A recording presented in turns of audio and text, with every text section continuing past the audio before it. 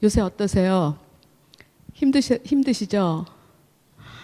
아이들 데리고 삼식이들이 많이 있는데 데리고 계시느라고. 근데 이렇게 얼굴을 뵈니까 너무 반갑고, 제가 오늘 이렇게 뵙자고 한 이유는 지금 예측지 못한 상황이 저희들한테 벌어졌잖아요. 그런 속에서 우리의 나아갈 바에 대한 그 성경적인 관점을 공유하고, 그리고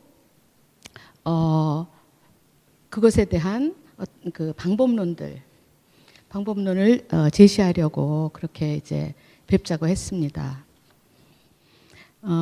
아쉬운 점들은 아이들이 지금 등교를 못하기 때문에 되게 많죠. 아쉬운 점들, 또 익숙하지 않은 점들도 그렇지만, 이제 이 기회를 통해서 우리가 해야 할 일이 무언가, 그런 것들이요. 근데 오늘 우리가 이런 전 세계 팬데믹으로 들어간 이런 옛날에 사스나 메르스하고는 또 다른 상황이잖아요. 전 세계로 갔잖아요, 지금. 그래서 이런 사태를 통해서 실제로 우리가 뭘 보죠? 실제로 아이들하고 상관없이 뭘 보냐면 죽음에 대한 공포를 아주 가까이 느끼는 거죠. 그죠? 사실 코로나19가 아무리 창궐을 해도 안 죽는다.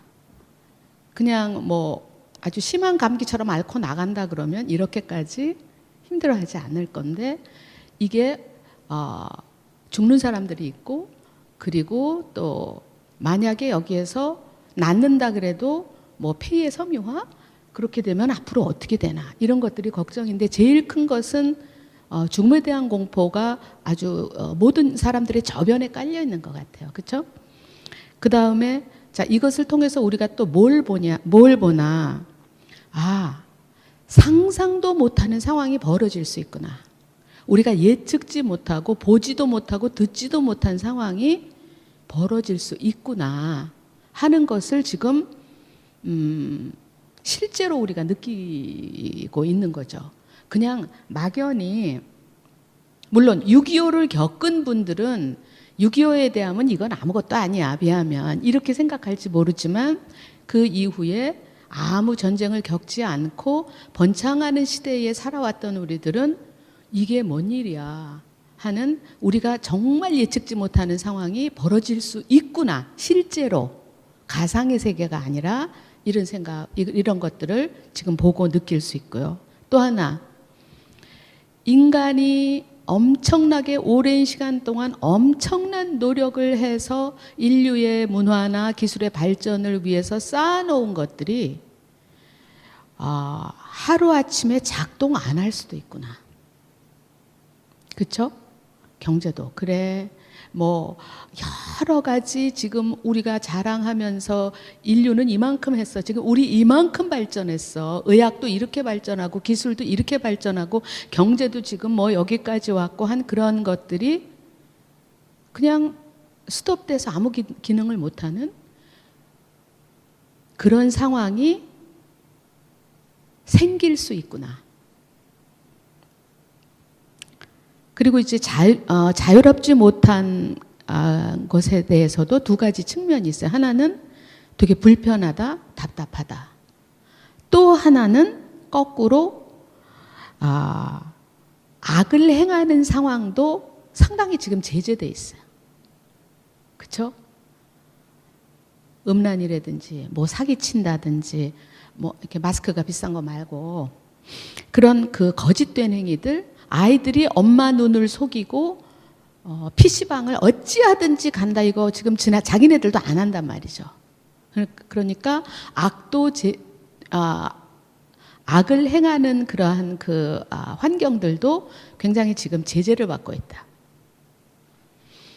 우리가 자유로운 것뿐만, 자유만 제재받는 것이 아니라 악도 자유롭게 못 행하는 그런 양면성을 가지고 있다. 그리고 또 한 가지는 굉장히 부수적인 거를 많이 생각하면서 살아왔던 우리들이 이 극도로 제재된 상황 안에서 이런 생활 속에서 인간이 추구해야 할 가장 근본적인 것을 생각하게 된다는 거예요. 생명, 그쵸? 그리고 하나님과의 관계, 크리스찬들은, 예. 그리고 그 안에서의 뭐 평강과 하나님의 인도하심, 그러니까 살고 죽는 것, 우리가 지금 생존할 수 있도록 다른 것들이 준비되고 있느냐, 뭐 이런 아주 근원적인 것들이 보통 때는 다 묻혀있던 것들이 이렇게 다 드러났어요. 지금 얘가 몇 점을 맞느냐를 실제로 애들 성적도 많이 생각하시나요? 지금? 공부를 열심히 했으면 좋겠다. 특히 뭐 12학년은 수능 봐야 되는데 이런 생각도 하시겠지만 옛날에는 그런 데 쌓여 있었다면 지금은 그런 것보다는 묻혀져 있던 아주 근원적인 문제를 우리가 생각한다는 거죠. 생명에 대해서 생각하고 심판에 대해서 생각하고 영생에 대해서 생각하고 우리 안에 악에 대해서 생각하고 아이들에게 무엇을 진짜 가르쳐야 되나 이런 것들을 생각하고, 그렇죠? 그러면 오늘은 제가 두 가지를 얘기하려고 하는데요. 하나는 죽음의 공포를 어떻게 대처할 건가. 두 번째는 오늘의 이 사태를 그리스도인으로서 어떻게 바라보아야 하는가 하는 이 두 가지에 대해서 얘기를 하려고 합니다. 먼저 죽음에 대해서 말씀드릴게요. 자, 우리는 죽음을 어떻게 한 사람이죠? 우리는 그리스도 안에서 죽음을 이미 이긴 사람들이에요. 그렇죠? 우리가 소위 사람들이 말하는 죽는다. 사람들이 말하는 죽는다. 즉 육체가 이 세상에서 심장의 박동이 멈춘다. 심장의 박동이 멈춰서 그 육체의 모든 기능이 정지된다 하는 것을 죽음이라고 말하잖아요. 근데 성경은 이것을 죽음이라고 말하지 않고 우리가 이 장막집이 무너지고 그리고 우리의 영생하는 그 영혼이 하나님의 나라로 가는 것이라고 얘기해서 잔다. 이런 표현을 쓰죠.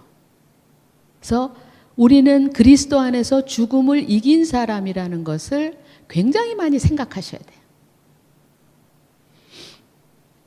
그런데도 죽음이 두려워. 왜? 애들이 어려서? 뭐 여러 가지 내가 하고 싶은 거 충분히 다 못했는데 애들 그래도 시집장가는 보냈으면 좋겠는데 뭐 그런 잡다한 생각들을 다 내려놓고 우리는 죽음을 이겼다는 것을 늘 생각하셔야 돼요. 늘 선포하시고 우리는 죽음을 그리스도 안에서 이긴 죽음을 이미 부활하신 사망 권세를 꺾고 부활하신 그리스도 안에서 우리는 죽음을 이겼다. 그렇죠? 자, 그러면 이걸 어떻게 해야 되겠어요? 애들한테 계속 얘기해 줘야 되죠. 이 얘기를 하려면 뭐를 명확히 얘기해야 돼요? 복음을 얘기해야죠. 그죠? 우리는 원래 죽게 되어 있는 사람, 첫째 사망, 둘째 사망이 있는 거잖아요. 첫째 사망, 육체의 사망, 두 번째 사망은 이제 영원한 그런 영벌로 가느냐, 영생으로 가느냐 하는. 근데 너는, 그러니까 그리스도를 걔가 이렇게 영접했는지, 그리스도를 다시 소개하고, 예수님을 다시 소개하고, 이분이 우리의 모든 그 죽음을 사망 권세를 이기고 우리의 목에 철멍에 같이 일생 종노릇하고 두려워하는 이것을 걷어가신 것이 부활이다. 그리스도 안에서 우리는 죽음을 이겼다. 그래서 이 아이가 이것을 심각하게 받아들이도록 얘기하고 혹시 이 감염 때문에 두려워하면 우리는 죽음을 이긴 사람들이다. 두려워하지 마라. 죽었다 해도 죽는 게 아니죠. 그죠? 그래서 죽음을 이긴 기쁨과 그 권세를 아주 공고히 하고 누리고 기뻐하고 감사하고 선포하고 묵상하고 계속 해야 돼요. 이것을 생활 속에서 그것이 첫 번째 부모님들이 꼭 해주셔야 하는 정말 중요한 기회가 온 것 같아요. 부모가 자녀에게 복음을 확인시켜주고 복음의 즐거움을 말해주고. 그러면 엄마, 예수 믿는 사람들은 코로나19에 안 걸려? 그런 뜻이 아니죠. 걸릴 수도 있고 안 걸릴 수도 있어요. 그것과 상관없이 우리는 죽음을 이겼다. 그리고 우리가 이 세상에서 어느 정도의 길이를 살아야 될지는 주님이 아시고 계시잖아요. 길 수도 있고 짧을 수도 있는데 그것은 우리 소관이 아니에요. 우리는 다만 이런 것들을 경솔히 생각하면서 뭐 우리는 죽음을 이겼으니까 난 마스크도 안 쓰고 뭐 사람들하고 막 가서 이런 행동을 안 하고 우리가 지킬 것들을 당연히 지켜가야 되지만 그것을 넘어서 우리는 죽음을 이긴 존재다. 두려워하지 마라. 나 엄마도 안 두렵다. 그래서 나부터 그 죽음으로부터 자유로워지고 우리의 생명에 대해서 주권을 가지고 계신 그분을 의뢰하고 의탁하고 그 주권 하에 있는 것을 즐거워하고 평안해하고 안심하고 기뻐해야 되고 아이들도 엄마는 시집 갔지만 난 시집도 못 갔잖아 라고 얘기할 수도 있고 엄마는 애 낳았지만 나는 애도 못 낳았잖아. 난 결혼도 못 해봤잖아. 난 연애도 못 해봤잖아. 뭐 이럴 수도 있죠. 근데 그런 것을 넘어서 우리는 다 죽음을 이미 이겼다 하는 것을 계속 얘기해 주시고 내 안에도 그리고 남편 안에도 그것이 계속해서 있어서 그 자신이 있도록. 그리고 이제 두 번째는 그러면 그리스도인으로서 오늘의 사태를 어떤 시각으로 바라봐야 하는가 하는 것에 대해서 말씀드리면요. 첫 번째는 하나님이 알고 계시다. 이 사태가 일어날 것을 하나님이 알고 계셨고 지금도 알고 계시고 이것이 앞으로 어떻게 전개될지 하나님은 알고 계시다. 그것이 첫 번째 관점이에요. 알고 계시다. 알고 계셨고 알고 계시고 앞으로도 우리는 어떤 진행이 될지 모르지만 하나님은 알고 계시다. 하나님이 누구예요? 우리 아버지잖아요. 아빠는 알고 계셔. 얼마나 든든해요? 애가 어떻게 될지 막 몰라 하는데 아빠가 다 알고 계시는데 얼마나 든든해요. 아버지는 알고 계시다. 앞으로 어떻게 전개될지도 알고 계시다. 두 번째는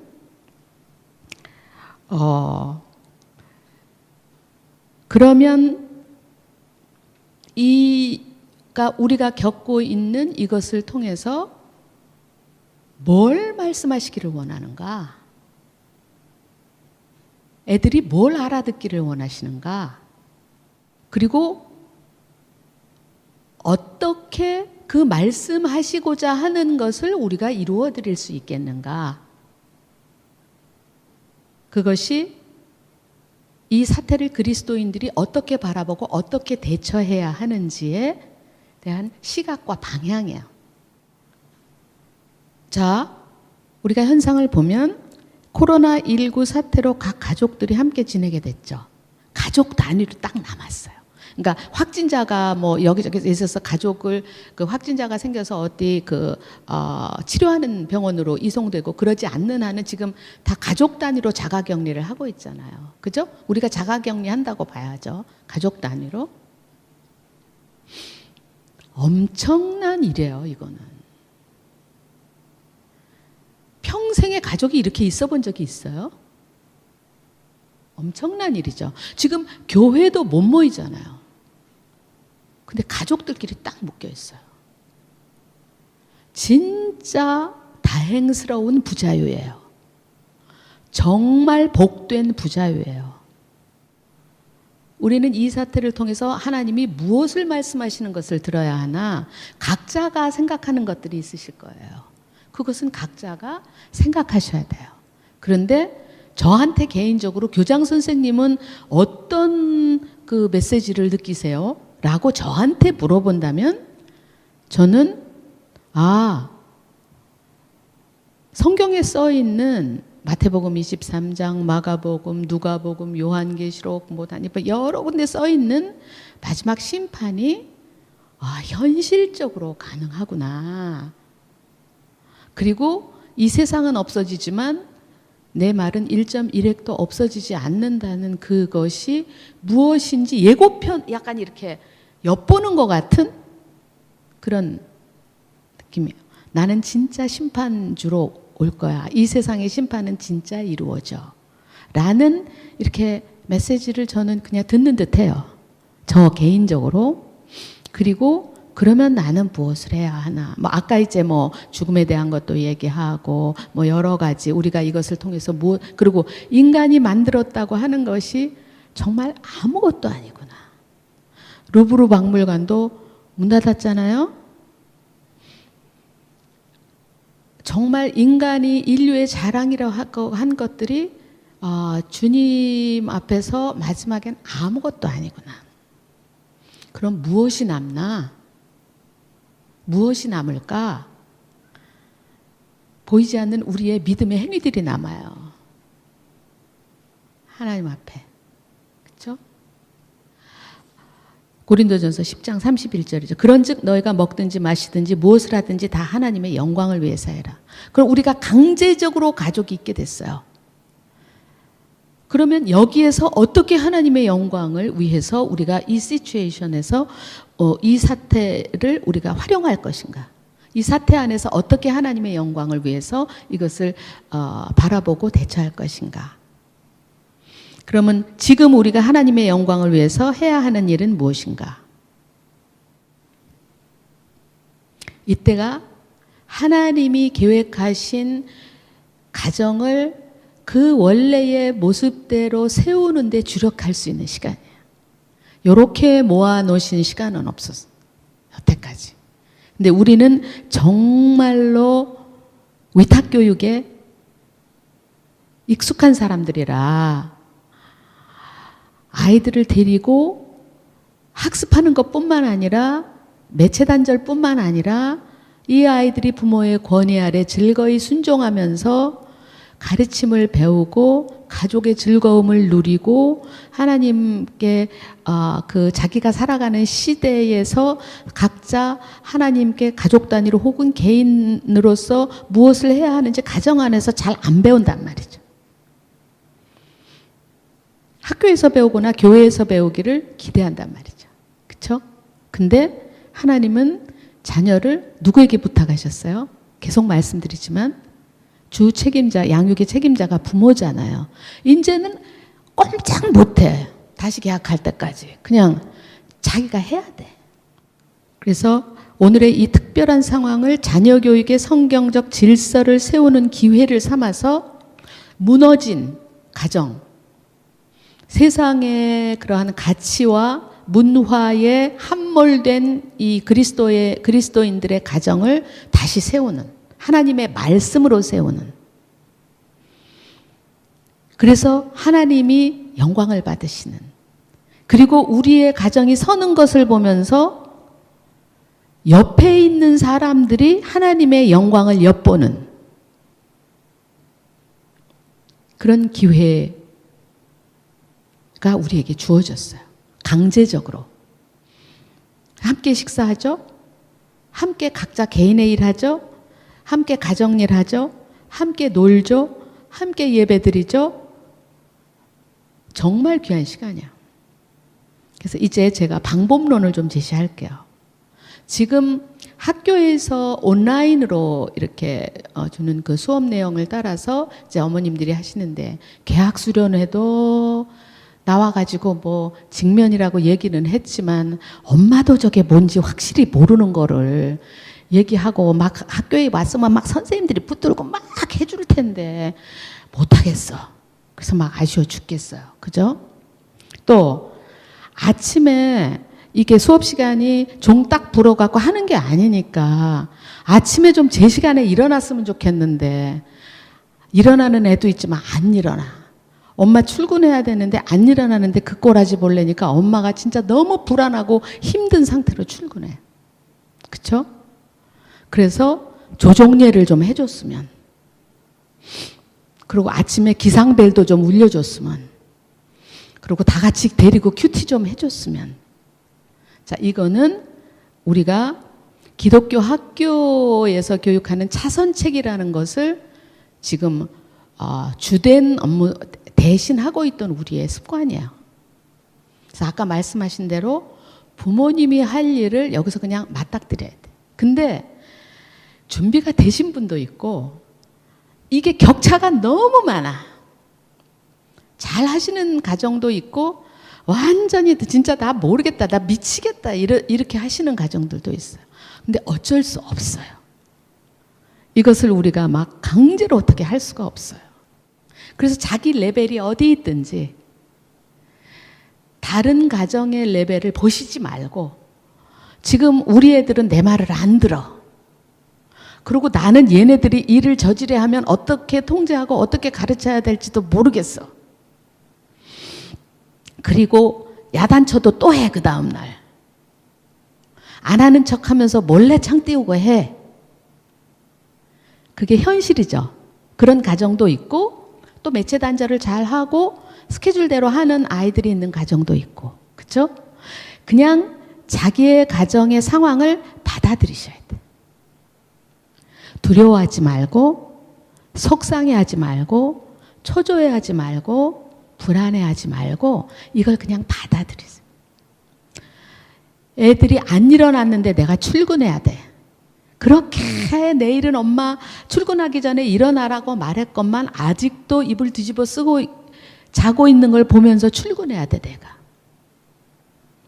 우리 가정의 상황을 있는 그대로 보는 게 지금 하셔야 되는 일이에요. 있는 그대로. 속상해하는 게 아니라 우리 우리 가정은 지금 여기에 있구나 하고 그것을 보고 그것을 받아들이시는 게 첫 번째.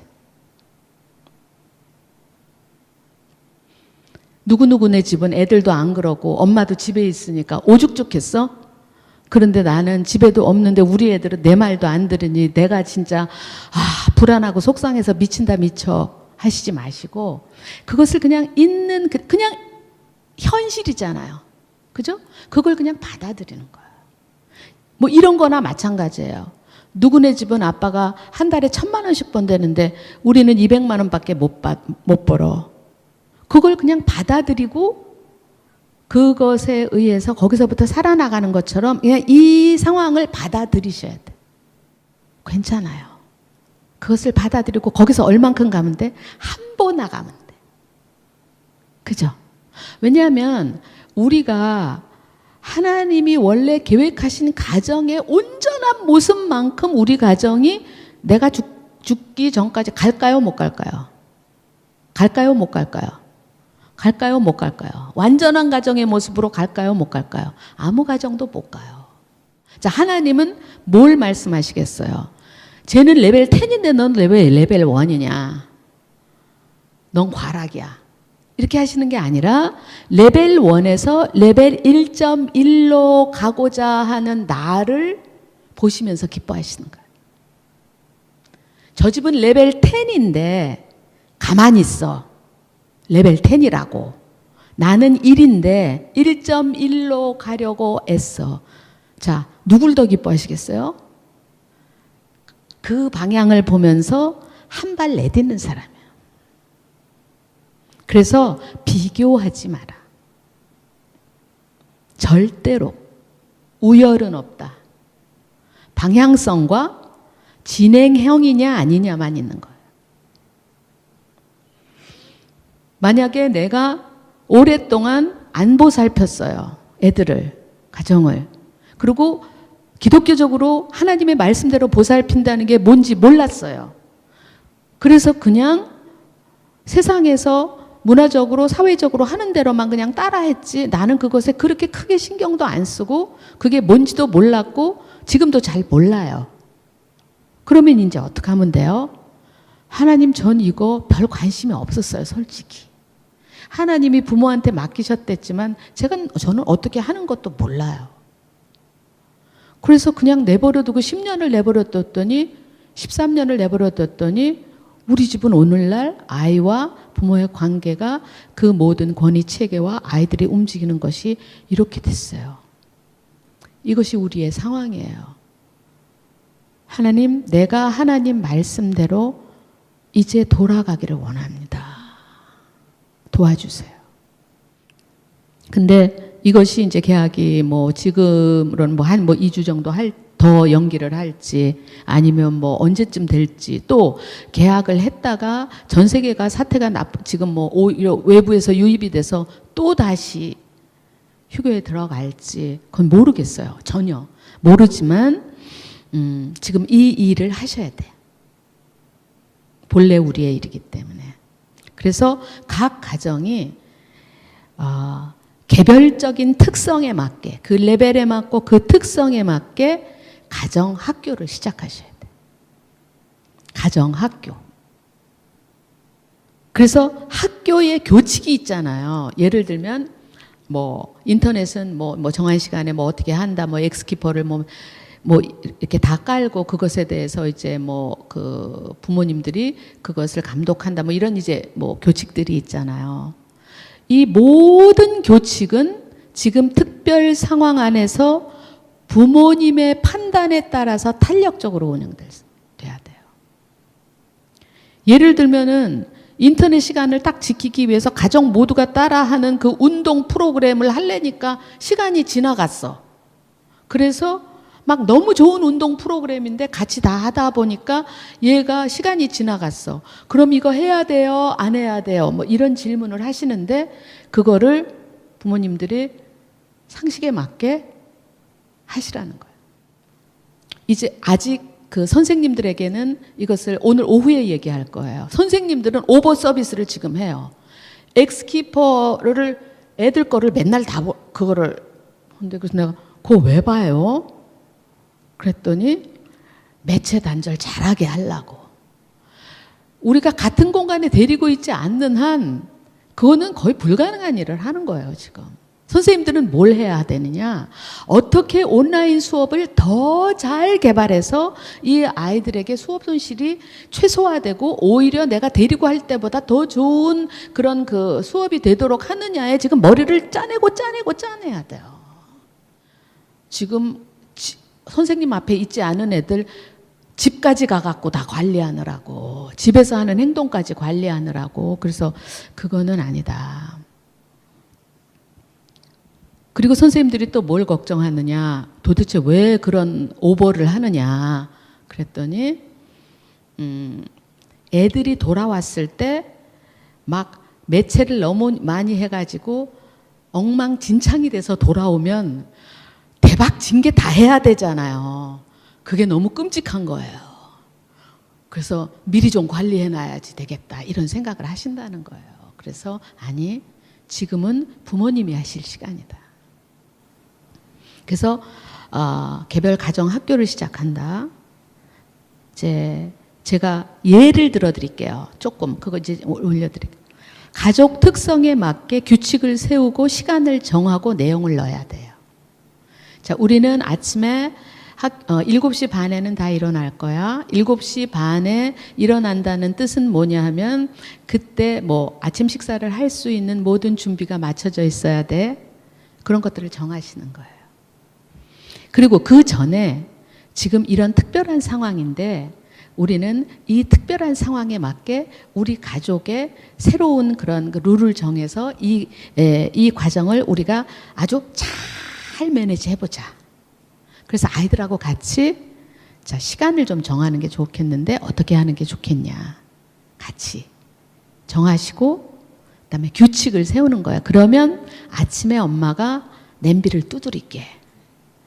종이 없으면, 종이 쓰면 종치시고, 종이 없으면 나는 냄비를 두드릴게. 그때가 너희가 뭐 기상해야 되는 시간을 내가 서비스로 알려줄게. 이런 것들 있잖아요. 그리고 그 다음에 우리가 아침은 언제 먹고, 간식은 몇 시에 먹나, 점심은 몇 시에 먹고, 그리고 오후 간식은 어떻게 먹고, 언제는 우리가 다 같이 산책을 하고, 아니면 언제부터 언제까지는 우리가 온라인으로 다 같이 체조를 하고, 그리고 어떻게 한다. 이런 내용. 그러면 각자가 지금 거기에 해야 될 내용들이 있을 거 아니에요. 얘는 뭐 4교시 네 번의 수업을 듣고 뭐 과제를 내야 된다든지, 아니면 그보다 어린 애도 있을 수 있고 그보다 큰 애들도 있을 수 있잖아요. 그러니까 그것에 다 같이 공통적으로 할 수 있는 시간을 짜는 거예요. 그리고 독수리 학교를 다니는 자녀의 경우에는 온라인 수업으로 이제 공부를 하는 거죠.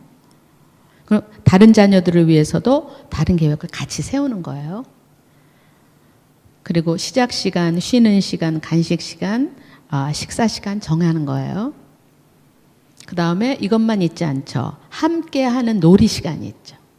자, 운동하죠. 산책. 자, 놀이를 같이 해야 돼. 놀이. 보드게임. 보드게임 좋아요. 보드게임. 혹은 뭐 금요일 저녁이든지 뭐 토요일에는 인터넷으로 영화를 한 편 선정해서 보고 그거에 대해서 얘기한다든지. 또 지금은 애들하고 있는 시간이 많으니까 엄마 아빠의 걔네들 나이에 그 어렸을 때 얘기 들려주는 거 있잖아요. 사실은 애들이 부모가 어떻게 살아왔는지 잘 몰라요. 그런 얘기 할 틈도 없어요. 야, 엄마는 얼마나 고생했는지 알아? 이런 정도 얘기하는 거죠. 뭘 구체적으로 어떻게 했을 때 엄마가 어떻게 힘들었고 그때는 이렇게 해서 이게 넘어갔고 할머니가 어쩌셨고 할아버지가 어쩌셨고 이런 얘기 아빠는 이런 얘기를 별로 자세하게 해줄 그 재미있게 그 얘기를 해줄 기회가 별로 없어요. 근데 저는 그것도 굉장히 좋은 하나의 그 콘텐츠라고 생각을 하고요. 그래서 그런 콘텐츠들을 많이 다양하게 넣으시고 그 다음에 또 뭐 있어요? 집안일 있잖아요. 청소해야죠. 그 다음에 뭐 오전에 한 번, 오후에 한 번이든 몇 시간에 한 번씩은 우리는 환기시킨다. 그러니까 환기는 이번 주는 누구 담당이야? 아니면 환기는 처음부터 끝까지 누구 담당이야? 그래서 환기는 할 때는 어떻게 창문을 열고 뭐 그 보일러를 끄고 뭐 어떻게 한다 이런 것들 다 해서 뭐 환기시키기, 쓰레기 버리기, 빨래하기. 빨래 정도 가르쳐주면은 할 수 있는 나이의 아이들도 있죠. 또 빨래 개키기, 상 차리기, 설거지하기, 요리 돕기. 요리 돕는 거는 실제로는 애들은 좋아하지만 엄마는 좀 힘들 수 있는데 야채는 네가 요런 방법으로 요거는 씻어놔. 엄마 요거 하는 동안. 상추는 네가 다 씻어놔. 뭐 이런 거 있잖아요. 그런 거 하여튼 그런 것들 같이 할 수 있는 것들 다 그 컨텐츠 안에 들어가는 거예요. 계획 안에. 그래서 시작 단계에서는 매일 평가하는 시간을 가져야 돼요. 저녁에. 같이 모여서 자, 오늘은 이렇게 됐는데 어떤 게 힘들었냐? 우리가 뭐는 잘했냐? 뭐는 못했냐? 그러면은 힘든 거는 내일부터는 이렇게 바꾸자. 뭐 이런 것들을 평가하는 이야기를 하면서 아이들이 적극적으로 이 새로운 사태를 매니지해서 갈 수 있는 그런 그 주도성과 함께 다 같이. 그런데 누구의 법 아래서? 부모님의 법 아래서인데 특별히 엄마의 법 아래서요. 왜냐하면 아버지들은 직장을 가시기 때문에 엄마의 법 아래서고 엄마의 법 안에서 아버지의 법이 적용이 돼요. 아빠가 이렇게 말씀하셨지.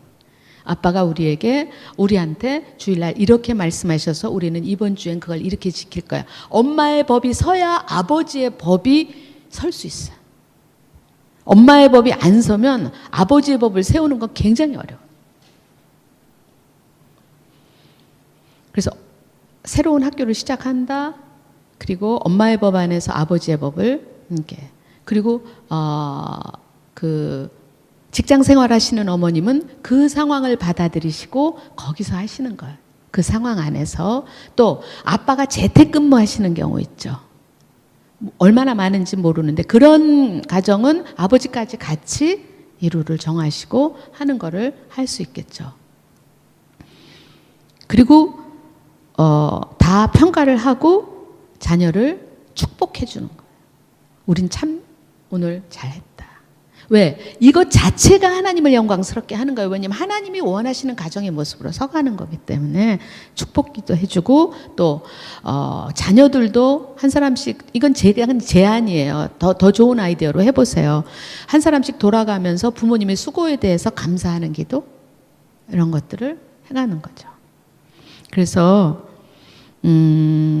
고통의 때에 이 고통을 해석하고 바른 관점을 가지고 대처하고 이 상황을 활용함으로써 하나님을 영화롭게 하고 그래서 그 하나님의 영광을 우리가 누리고 우리가 하나님의 영광을 누리는 것을 옆에서 보면서 하나님께 영광을 돌리는, 그리고 그들도 그렇게 하기를 원하는, 그것이 우리가 지금 나가야 하는 방향입니다.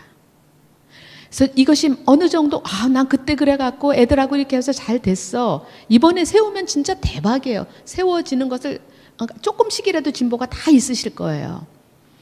그래서 뭐 이거 해야 돼요, 안 해야 돼요 이런 거 선생님들한테 되도록이면 묻지 않으시고, 어머니 학교 안에, 어머니가 법이 되는 그 학교, 아이 가정 학교 안에서 함께 이것을 해나가는 하나님이 주신 그 가정 공동체 안에서 그 말씀대로 이루어가면서 정 모르시는 거는 질문하셔도 되지만, 그렇게 하면서 학교는 부모님께 많이 이 권한을 이양해드려야 되고요. 부모님은 아이들에게 네가 오늘 사실 창 띄워놓고 그렇게 많이 그냥 솔직하게 얘기하도록 했니? 그러니까 어떤 것 같아. 그리고 이게 계속되면 어떤 일이 있을지에 대해서 그냥 얘기해 주는 거죠. 계속 창 띄워놓고 그렇게 왜 그러냐면 엄마가 그걸 일일이 가서 계속 창 닫아 이렇게 못해요. 그죠? 그 다음에 엑스키퍼를 매일 어머님들이 보실 수 있어요? 없어요? 예? 예, 그거를 보셔야 돼요. 어머님들이 보시고 아무개야 이렇게 했구나. 그거 보면 다 나오잖아요. 그랬구나. 그러면은 뭐 이렇게 그러면은 너는 그냥 계속 그럼 창 띄워놓고 만약에 가는 것이 네가 좋은 방향이라고 생각한다면, 그럼 이쪽 방향으로 계속 생각하고, 누적된 그러면은 뭐 학업이나 다른 것들에 대해서는 언제 보충할지 한번 생각해봐라. 뭐 언제 보충해요? 한 달씩 밀리면. 그죠?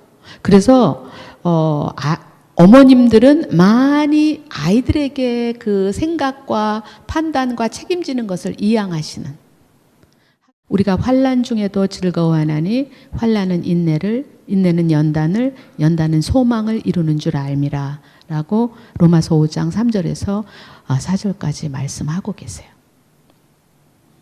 그래서 환난 중에도 우리가 즐거워하나니, 예. 그래서 우리가 할 일, 그리고 어려워하실 가정들을 위해서 그분들이 잘 그리고 학년 대표인 어머님들이, 그분들이 거기서, 이것이 과정주의예요. 거기서 시작하시면 되고 거기서 시작해서 하고 계시면 된다는 그런 그 격려와 소망의 말을, 이거는 가짜 소망이 아니에요. 그 얘기를 계속해서 잘 해주실 수 있도록, 그것을 위해서 다 같이 기도하시고 제가 기도하고 마치겠습니다.